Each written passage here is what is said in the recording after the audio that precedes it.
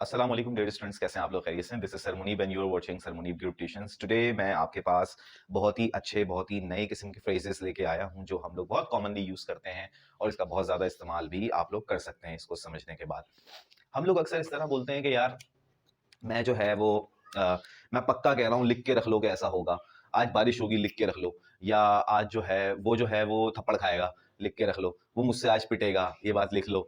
तो ये जब जब हम किसी चीज के बारे में इतनी डैम श्योरिटी के साथ बात करते हैं तो उसके लिए एक फ्रेज यूज किया जाता है। वो फ्रेज है जैसे take my words for it. मैंने बोला कि यार मुझे लगता है वो रिजाइन, बल्कि मुझे लगता नहीं है, आई एम डैम श्योर वो रिजाइन करने वाला है। मेरे अल्फाज लिख लो, मेरी बात लिख लो, या लिख के रख लो। हम अक्सर बोलते हैं लिख के रख लो वो आज रिजाइन करने वाला है, लिख के रख लो कि वो आज मीटिंग में नहीं आएगा, लिख के रख लो कि वो आज क्लास में एबसेंट होगा। तो take my words for it हम इसको इस तरह से बोलते हैं। तो आज से आप लोग जो है वो लिख के रख लो, पक्का कह रहा हूं, तुम लिख लो कहीं, ये वाली बात नहीं बोलेंगे। आज से you have to speak in English and you will say that take my words for it. Okay. और सेकंड जो है वो मेरे पास एक और बहुत ही अच्छा सा है।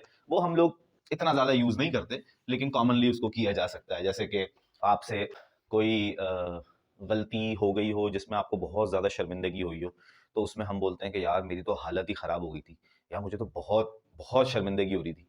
तो इसमें बोलते हैं, वैसे हम पाकिस्तानियों किसी काम में शर्मिंदगी होती नहीं है, हम लोग बड़े डीठ किस्म के लोग हैं।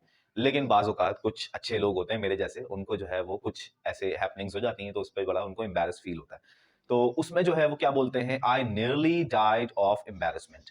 I nearly died of embarrassment. I nearly died of embarrassment. अब embarrassment जो है वो जरूरी नहीं है कि आप यहां पर embarrassment ही यूज करें। आप I nearly died of shame, I nearly died of fear। जैसे कोई ऐसा काम हो गया हो कि आप खौफजदा हुए हैं, जैसे कि सामने दो डकैत आते हैं और आपके आपके सामने कोई फैमिली है, उसको जो है उन्होंने गन पॉइंट किया हुआ है, आप बिल्कुल पीछे रुके हैं। तो इस वक्त जो आपकी हालत हो रही है उसमें आप बोल सकते हैं I nearly died of fair. मैं खौफ से मेरी हालत खराब हो गई थी।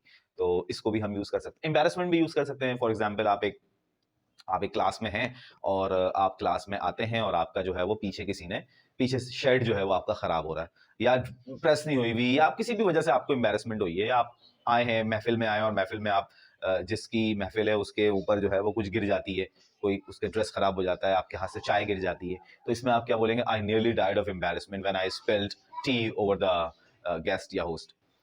तो इस तरह से जो है वो ये जुमलों का इस्तेमाल किया जाता है।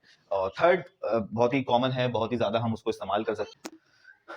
Now we will talk about the third one, and the third one is that, जैसे कि आपसे कोई पूछता है, हाँ भाई और क्या चल रहा है, सब सेट है, कोई परेशानी तो नहीं है, सब सेट चल रहा है। तो हम बोलते हैं कि हाँ भाई सब सेट है और मैं कंप्लेन नहीं कर सकता, मतलब एवरीथिंग गुड, सब चीजें अच्छी चल रही हैं, मेरे पास कोई अल्फाज नहीं है किसी चीज की शिकायत करने के लिए। तो वैसे हम लोग बोलते हैं I am fine, I am good. तो उसमें ये एक नया फ्रेज है जो लोग बहुत ज्यादा आजकल यूज कर रहे हैं, फिल्म्स वगैरह में आप लोग देखेंगे। तो उसको कहते हैं कांट कंप्लेन। तो कांट कंप्लेन का मतलब आपको पता ही है, शिकायत होता है। तो कांट कांट कंप्लेन हम यूज तब करते हैं जैसे कि मुझे तब समझाना है किसी को कि यार कोई मुझसे पूछता है, हाँ भाई मुनीब व्हाट्स गोइंग ऑन, मैं कहूंगा everything is fine, can't complain. Everything is fine का मतलब भी वही है, बट मैं इसको कह सकता हूँ कांट कंप्लेन, कांट कंप्लेन।